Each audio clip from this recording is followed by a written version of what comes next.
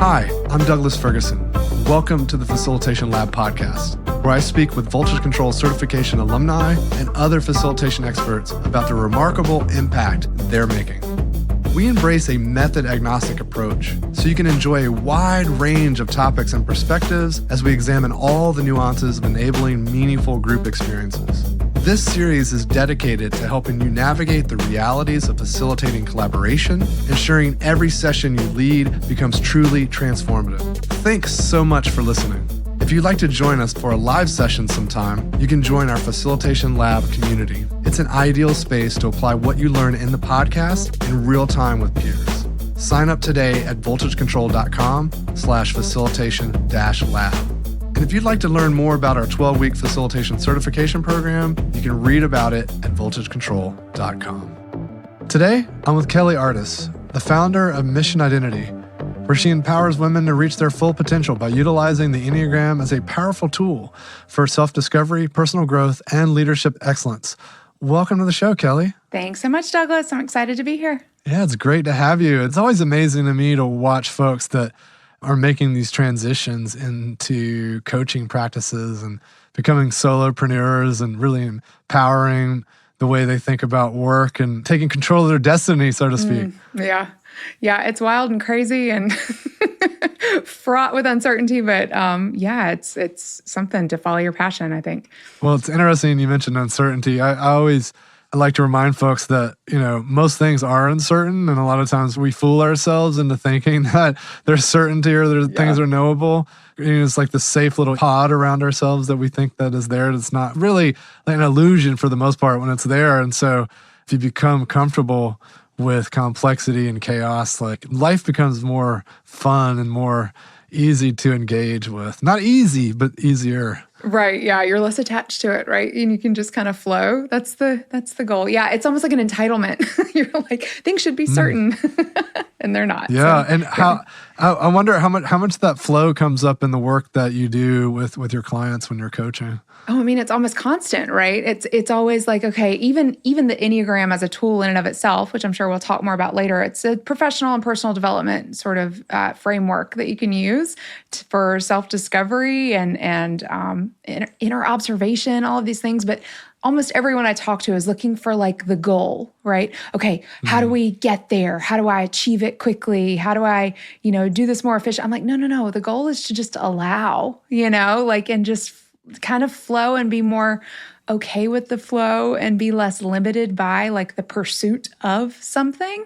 It always plays a part. Is it achievable? Even saying, is it achievable is like, it's kind of missing the point, right? It's enjoyment, it's contentment, satisfaction, all of that stuff. It's a work in progress in my own life too, like please. I don't know what it actually looks like or what it means, but the pursuit and the enjoyment of the work is why I do it, so. Awesome. Well, let's take a little step back and look at the formative moments for you as you were starting to realize facilitation was a thing. There, skill sets and tools and the discipline around it. And I think it was the George W. Bush Institute of Veteran Leadership program. I recall you saying that was the pivotal moment for you. Yeah. I've attended all kinds of things, right? I've attended facilitated workshops before and working sessions and many of the various groups and nonprofits and organizations that I volunteer and work with. I've observed good sessions and not so great sessions, right? Some that I've walked away frustrated by and some that I was like, oh, that was really great, but never put it together that was an actual sort of framework. I thought these folks were just particularly gifted and like creative and being able to gather people and convene them in a purposeful way. When I was accepted into, it's the George W. Bush Institute's Veteran Leadership Program. They do an annual cohort where they gather there were 34 of us, I think, for our class last year, folks that are working in military, family, and veteran spaces. So we aren't necessarily all connected to the military. I happen to be. My husband has been active duty for 20 years now, but gathered all of us together for, like a 5-month leadership cohort. But the day one, very first session, I was super apprehensive. I don't know where these people are all coming from. There's a lot of imposter syndrome. The veteran folks who have served often, for those of us who aren't veterans, feel like they kind of have ownership of this space. So often, and just by nature of being a military spouse, I feel like I've always kind of had to elbow my way into certain conversations like, hey, we're here too. Like we we have things to say. So anyway, I came in with all of that apprehension and just like really almost skeptical of how this was going to all work. Was I going to get anything out of it? Was I going to be heard and noticed? And so quickly, all of that was allayed by nature of the fact that we had the most amazing facilitator I think I've ever experienced. This guy's name is Todd Connor. He's a veteran and super engaged in the veteran space, does amazing work in everything that he does, but one of his roles is as the facilitator for this specific program. I was just in awe of being able to walk into a space and literally from like the first 20-minute session we had, realize we're going to be well taken care of. This container is well made. It's protected. We can be vulnerable. There was psychological safety established almost immediately. And I know I was supposed to be like taking part in it, but I was really doing my Enneagram 5 thing of like stepping back and observing what was happening. And from that moment on, I was just like, it shifted my project that I was working on during the cohort. It just kind of gave me this awesome opportunity to sit back and say, wow, this is how you do complicated things, gathering really diverse groups of people and coming up with something great at the end. So, wow. Do you remember if there was anyone in attendance there? When you were in observation mode, I'm just curious if you noticed folks that were especially moved by the experience that, because it's often that folks come into spaces like that and have never really witnessed good facilitation before. Yeah. I mean, yes. You can almost like categorize, personify like different types of people, right? Who are the people that are going to be, that are going to jive with what they're going to support the facilitator. There are people that are kind of like dissenters in the back, like they're going to critique everything, right? This group was no different. We had all of that. But I feel like the people that would have otherwise not been as engaged, kind of just like, I'm here, I'm going to say my thing. I'm not going to ask questions. I'm only going to give comments. I want people to hear me and see that I'm here. I think it checked them really quickly. I'm expected to engage authentically. Just example, the very first like group sort of table question that we practiced or were given was, hey, everyone at your group, write this down and then share with your table. What's one thing that people often get wrong about you? I was like, that's profound. That right there, you're just laying bare your biggest insecurity in this really sort of just sneaky way. How do people misread you? So you're being misread. Obviously, I was misreading everyone in the room, because I'm making judgments. But you're able to then like so quickly say, people get this wrong about me. And then you've developed empathy around the table for people who now have compassion for you about this thing that you're self-conscious about and that you probably over project for, compensate for. Anyway, I just thought it was amazing. So in a way, it had us like immediately leave all the egos at the door. And they were able to somehow kind of sustain that through every gathering. We talk about Priya Parker's thresholds, right? When you enter and leave the space, that was a very intentional thing that was done in order to remind us every single time that we walked into the room that we were convened in, that this is the way we're going to behave. This is who we're going to be. We're not going to bring in all of our, rank and labels and other sort of egos into the space. That sort of thing is also really powerful when you might be judging the room, especially if you hear someone say something, it's like, oh, wow, I totally thought that about them. Yeah, I was guilty on several counts. Here they are explaining why that's a wrong perspective. And then, it really helps everyone start to maybe just observe and think a little more versus jumping to conclusions. 100%. Yeah. And I mean, I loved being able to share mine. I never share that, and I was like, oh, people think I'm like aloof, and it's not. I mean, I could be perceived that way, but I'm really just trying to take it all in. I'm overwhelmed by it all. I'm trying, I'm more of an observer. Right. So, being able to say that and like, oh, there's so much more to you than, what I'm seeing in the moment. I loved it. I thought it was a great practice. So.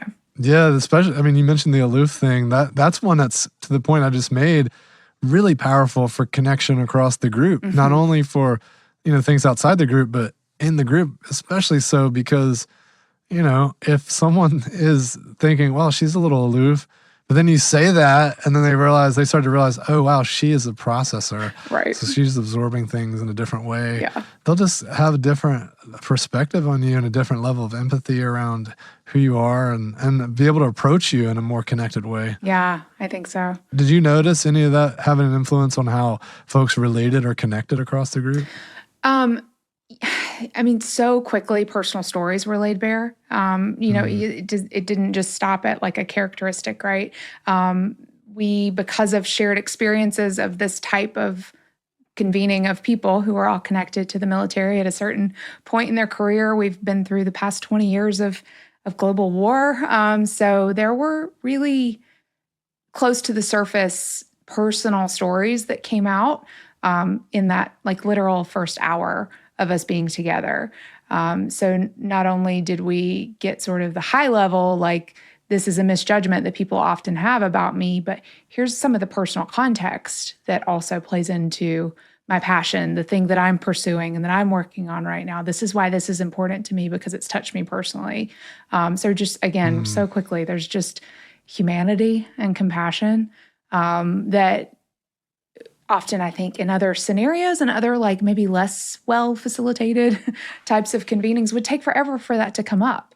Because we just, if ever, right? Yeah, exactly. So the shared sort of agreement that this is how we're not going to share this beyond the group, right? Like this is our space and this should be sacred. And just putting all that out there, making that clear, I think gave us all permission to say, okay, we can handle it. This is a group that will support us. And I mean, again, the relationships were instantly founded and forged. I mean, I can't imagine never not being in touch with most of my cohort members, because we were able to just so quickly connect.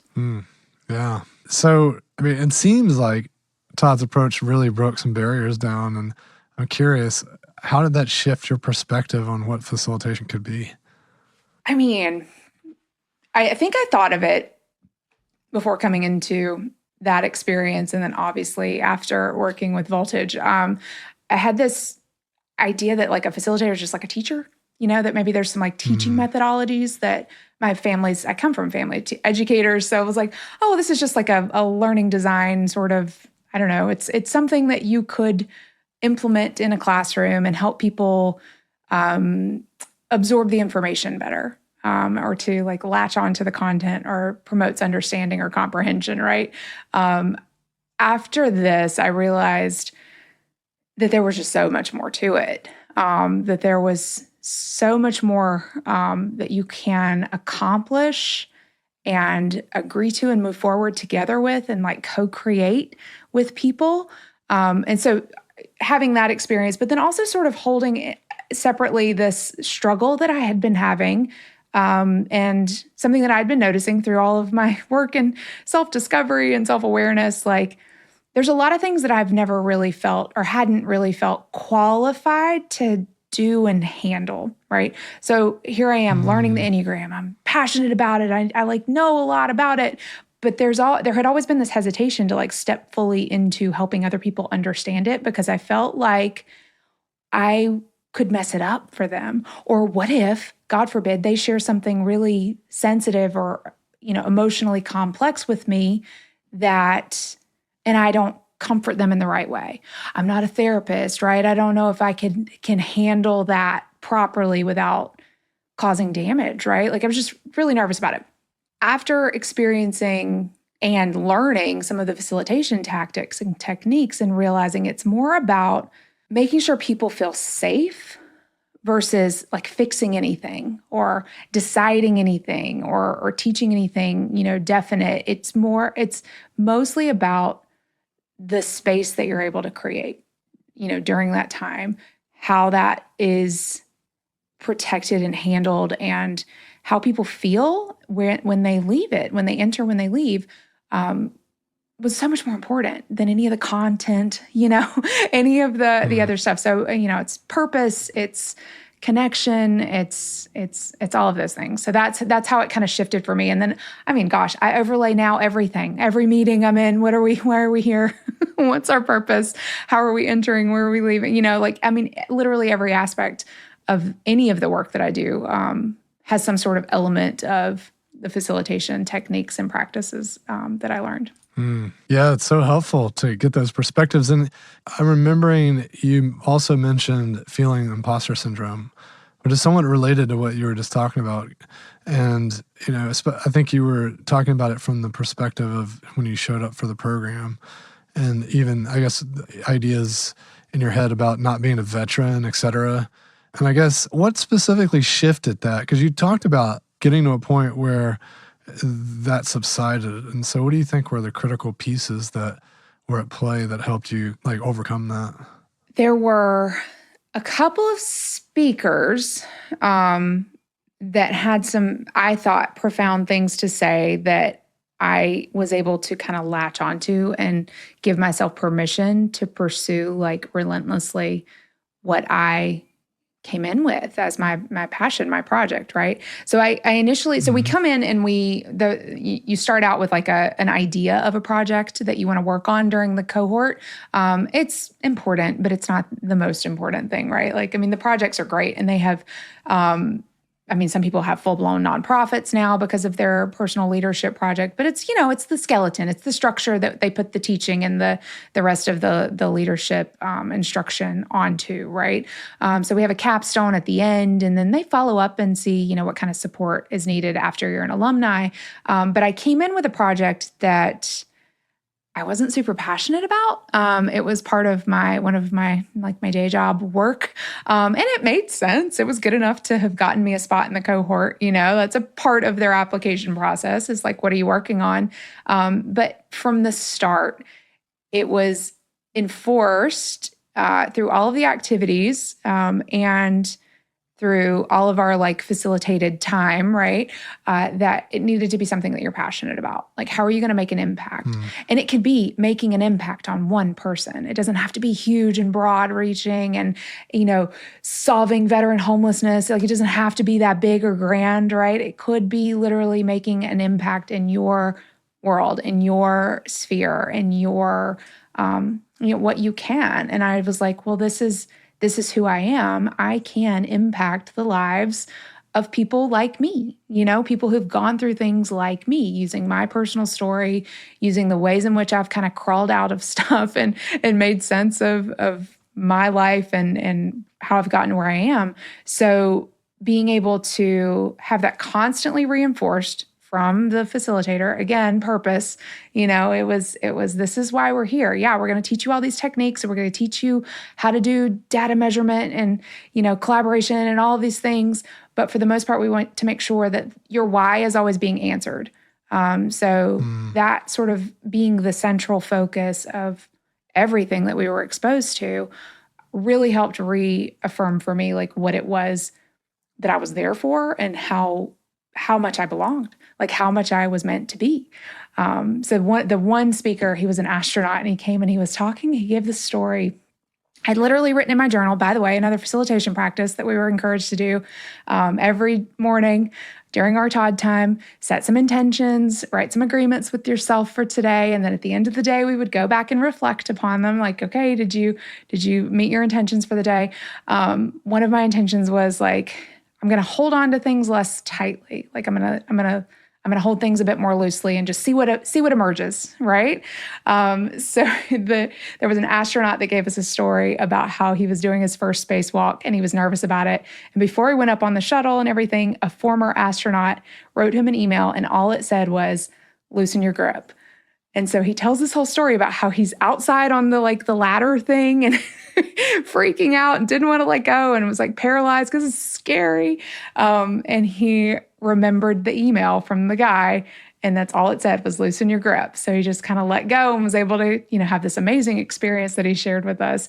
And I was just well, that was for me. So not to be too dramatic about it, but that was, I think, the moment. That's okay, not only do I need to loosen the grip of who I think I am and whether or not I belong and whether or not this is what I'm supposed to be doing, There's so much more expansiveness out there and like opportunity if you just kind of go with it. So. And after that first session, you mentioned that you were so curious about what was happening and what Todd was up to. And, you're in that observation mode that you mentioned, that you actually managed to get yourself on the seat next to him on the bus ride to dinner. Did that spark the original interest in Priya Parker's work? Oh, it totally did. It was the first thing he said. So I was like, I know whatever you just did was amazing and everybody's raving about it, but you've got something. You've got a framework. You know what you're doing. You've learned this. Like, tell me everything. Again, I'm an Enneagram 5, so it's all about acquiring information and knowledge. So I was like, how can I research this? And he was like, okay, well, so, and he gave me a couple of resources. And then we got to talking about, definitely Priya Parker. I mean, I ordered it on Amazon while we were driving to dinner. And, as soon as I started reading through, I was like, that was that exercise. That was that. So it's neat to not only see it like illustrated in the book, but then also like, oh, I had that experience. Like, I know exactly what was happening there. But yeah, and then that's when I started rethinking my project too. It was like, not only am I interested in how you did what you did, I think that would have just been cool anyway, but also like, I can absolutely see applying this to all of my Enneagram work because most of it revolves around group classes, workshops. And again, back to that apprehension of like, I had been really nervous to convene a bunch of people. And what if they ask me a question I don't know the answer to, right? I was hung up on like the knowledge part of it and the expertise versus I would just like to be able to build a safer container for people. Like maybe I could just be the person to provide the space and some guidance, but there's no like, there doesn't need to be like definite. It's not math, right? There's not like an equation that's either true or false. It could just be exploration. So yeah, that really helped just open my perspective on it a lot. I love the curiosity. It's such a facilitator's mindset, isn't it? Like wanting to know the how behind the experience. Yeah. It was a little meta and probably annoying because that was not the point. They didn't convene us to learn how to be facilitators, but that's what I took away from it. I was like, this could be so useful in almost any application. So, well, they were simultaneously helping you dive into your why. And, I would argue that if that was resonating, maybe it was exposing some deeper insights into that why. So I don't know if it's all that adjacent or different than what they had planned. True. No, that's true. I mean, it's definitely a realm of leadership to be able to guide a group and, do that safely. And it was just an overall great experience. I loved what I learned about, all of the things about leadership and running big businesses and all of the things. But I think, that was definitely my takeaway. It's not uncommon for students to come in the cert having already read Priya Parker's book. What was it like for you as one of those folks who had read it previously to go through it again with some targeted focus and also in discussion with the cohort about the text? I thought it was great because it was another repetition, right, of seeing it in practice, how it works. It wasn't just like this anomaly that that maybe there was something just super duper special about Todd. There is, he's amazing, but it wasn't like he's the one person that's born to do this work. No, it's like, it's work that we can all adapt and use in our lives. So that was encouraging, but then, just being able to be exposed to people who also were like in on it. You know what I mean? Like it was like, I don't know. Again, having not been exposed to this as like a discipline, essentially, like being able to then kind of say, "Ooh, what are you guys doing over here? This is kind of cool." And then not only what are you guys doing and how are you doing it, but how are you applying it in all of the different industries and ways in which people work. I came into the Voltage cohort thinking like, well, I'm not a facilitator and I'm not trying to be a facilitator. Like I'm not going to, put a LinkedIn post up and say, "Hey, hire me to come facilitate anything you want. Just come." Like that wasn't my intention or purpose. And I was a little worried that that's what I was walking into, that it was going to be a bunch of people who are just professional facilitators. I mean, I've done this before too with even my Enneagram training. I took a whole course on therapists, how to be an Enneagram-informed therapist. I'm not a therapist. But I'm like, how are you guys using it? Because this feels like something that would be helpful to know, just like exposure. So anyway, came in very quickly, realized that I was in the right place once again, that curiosity did lead to something really profound and helpful. Like, okay, you can be a facilitative anything. So that was one of the coolest things for me to see, especially, overlaying everything that Priya had talked about in her work and then seeing it executed, hearing about how people execute it, hearing about the cool outcomes of sessions or, different techniques from everyone in the room from all kinds of industries, which is really cool.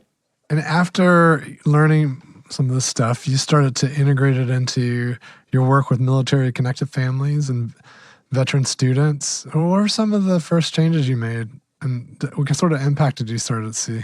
Oh gosh, I mean, the top thing is just like stop starting meetings with like admin crap.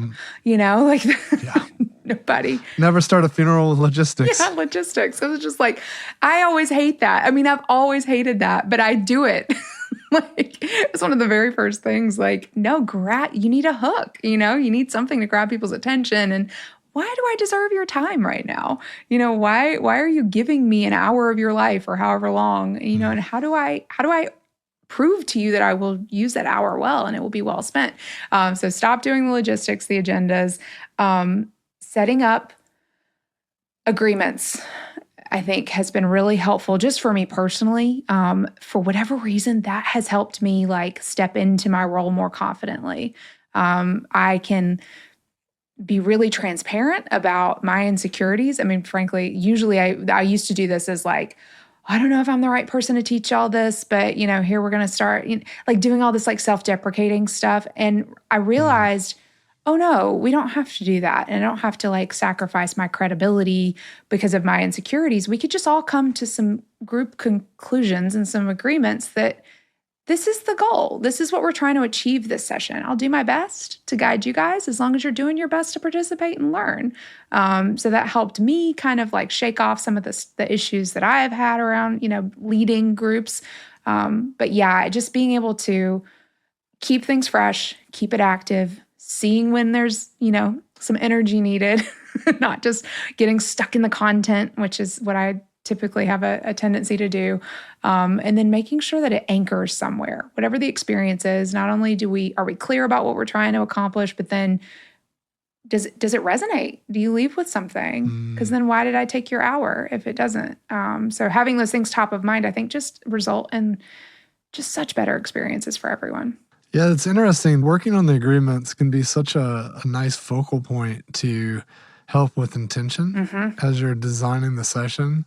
It's something as simple as thinking about, well, how do people need to show up? I mean, you can't answer that question unless you're really clear on your purpose and really clear on like the conditions and the scenario you want to unfold in the space.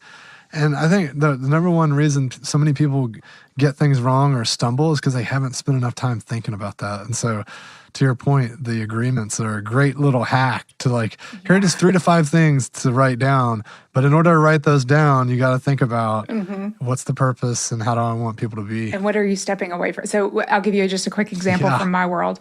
So in the military spouse world, so when we say military spouse, we mean we're married to someone actively serving. A lot of military spouses have also served, but most of us haven't. And we're predominantly female. It's like a 94% female ratio.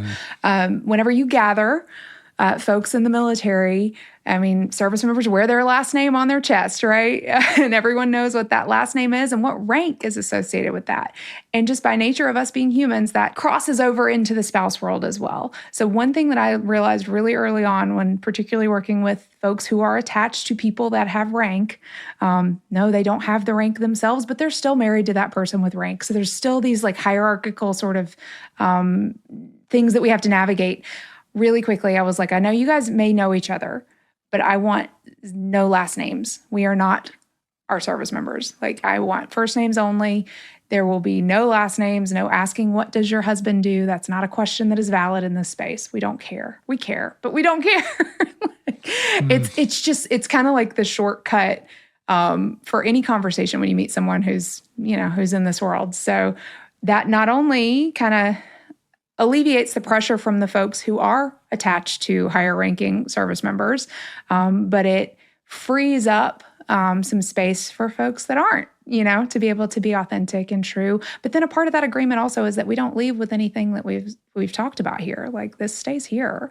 So being able to say no last names really clearly at least plants that seed of, y'all, like, we're not going to do that. We're going to pretend like we're all on the same page. We're all on the same playing field. We're all dealing with the same struggles. And then we can work on ourselves from there. I remember you talking about revamping the veteran student orientation sessions to focus more on community building rather than, I guess, cramming in information, I think was how you referred to it. Yeah. And so what were some of those specific changes you made? Yeah. So we help in my day job, I help universities stand up their veteran support services. So part of what my role is and my self-declared purpose as the digital community manager is to make sure students feel engaged, connected, and supported. Because if we have those three things, we have a successful student experience, and then we also have a successful career experience on the backside of school, which is everyone's goal, right? We want student success, and we want ultimate mission success for those veteran students who are transitioning by way of college into the civilian world.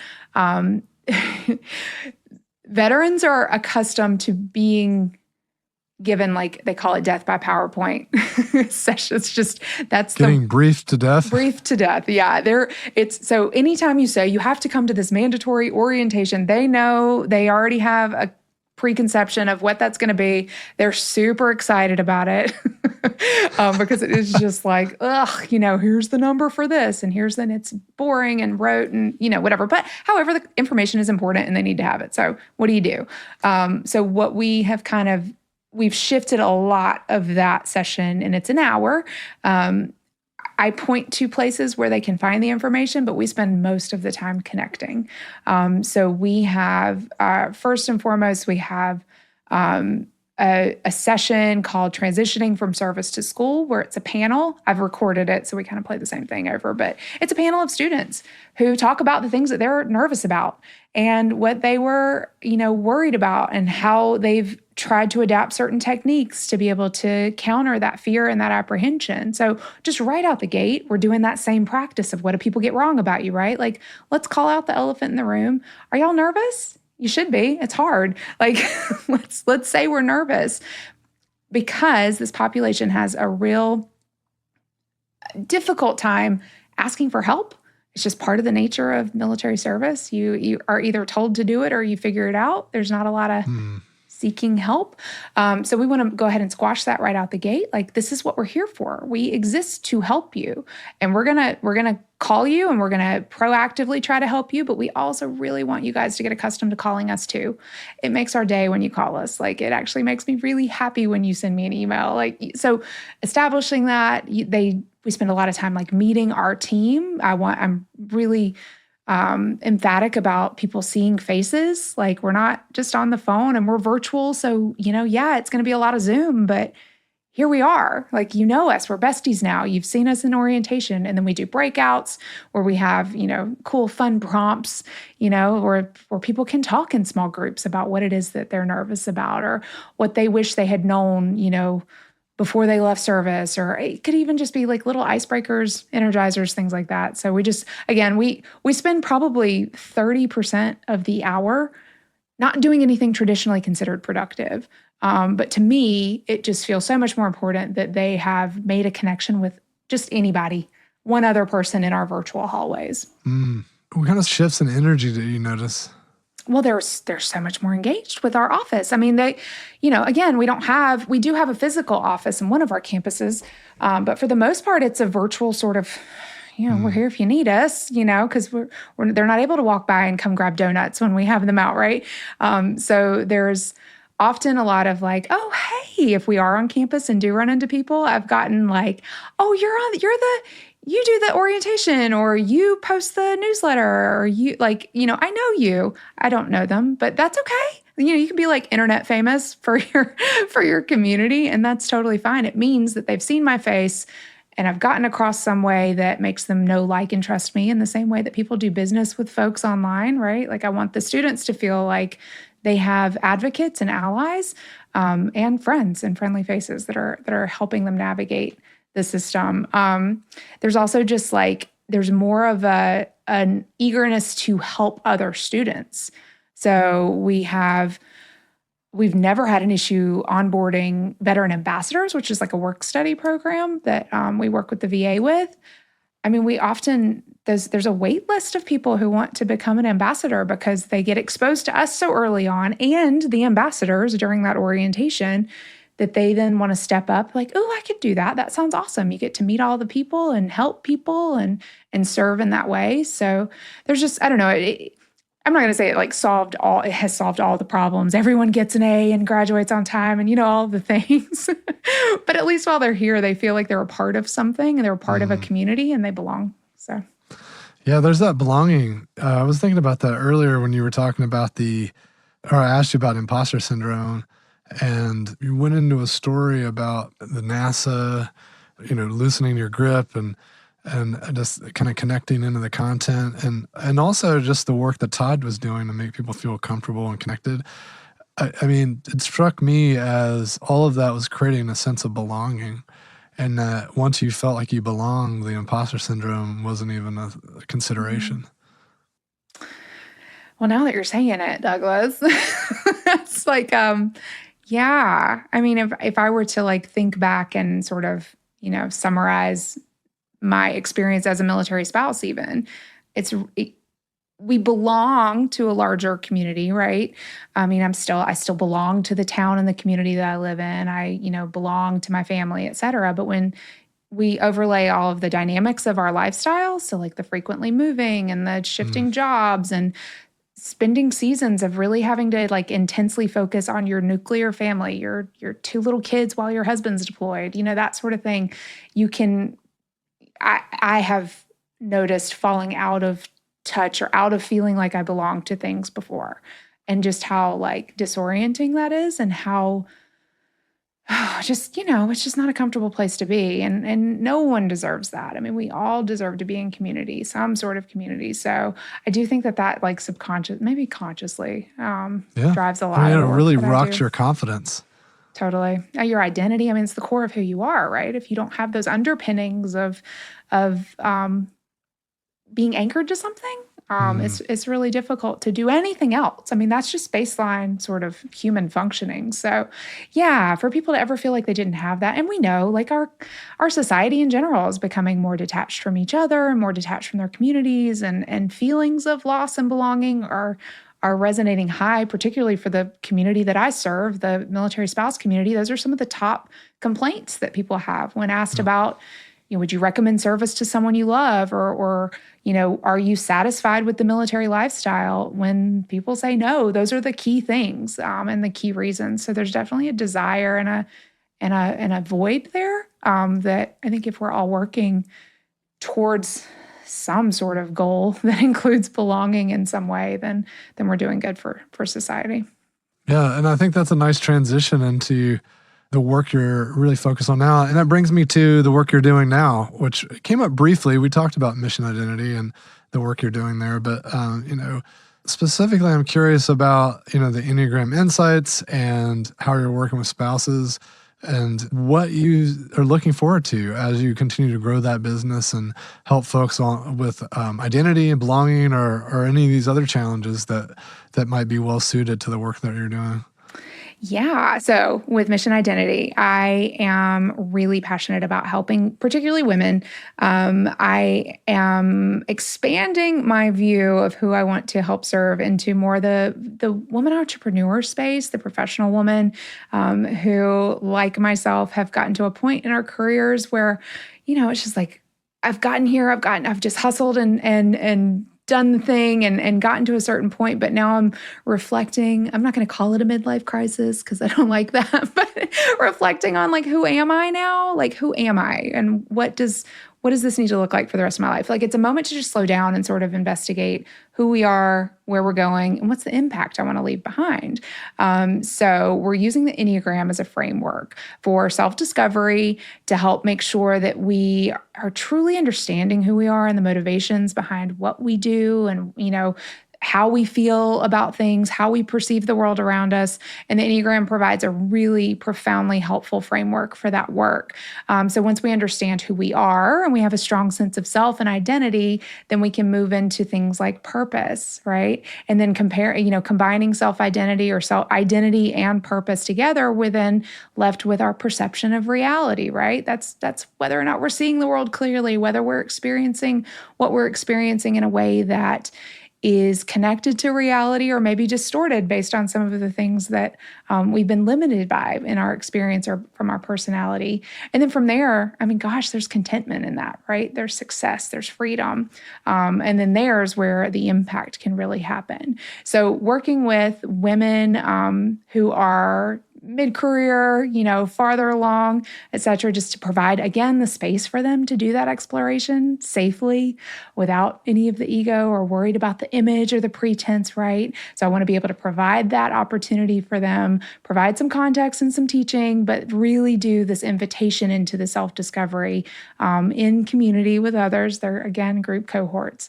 I'll still be focusing a lot on military spouses, sort of as an offshoot of mission identity. The military community is near and dear to my heart, and I am so excited to be able to provide group training exercises for them. But it actually functions as more of like a piece of my story and a piece of my credibility versus now, and really my inspiration into doing the work that I do. And hopefully it will inspire others. But always here for anyone who's interested in doing the work of personal discovery and growth. It's such a strong passion for empowering others, especially women, to clarify and build confidence.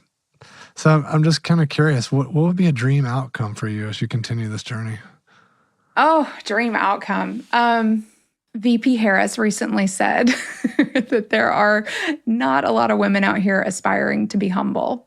And that quote resonated with me so deeply because I think for so long I had convinced myself that being humble was the way to be, and not the way I wanted to raise my daughter, by the way. However, we limit ourselves in so many ways, and we're often the worst offenders in capping our potential, right?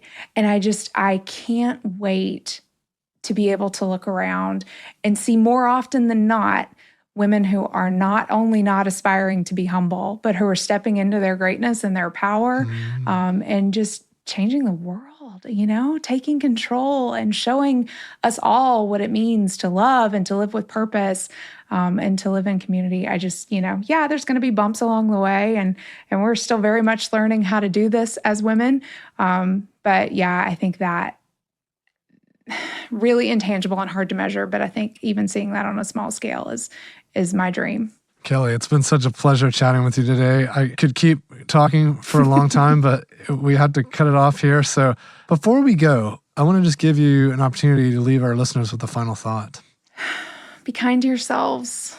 There's a mantra in the school that I studied with for the narrative Enneagram, and it talks about having grounded presence and compassionate curiosity. And I think those are valuable tenets that I try to live by and are just so important. So, such a pleasure, Kelly. Thanks for joining me on the show today. Thank you. Thanks for joining me for another episode of the Facilitation Lab podcast. If you enjoyed the episode, please leave us a review and be sure to subscribe and receive updates when new episodes are released. We love listener tales and invite you to share your facilitation stories. Send them to us on LinkedIn or via email. If you want to know more, head over to our blog, where I post weekly articles and resources about facilitation, team dynamics, and collaboration. voltagecontrol.com.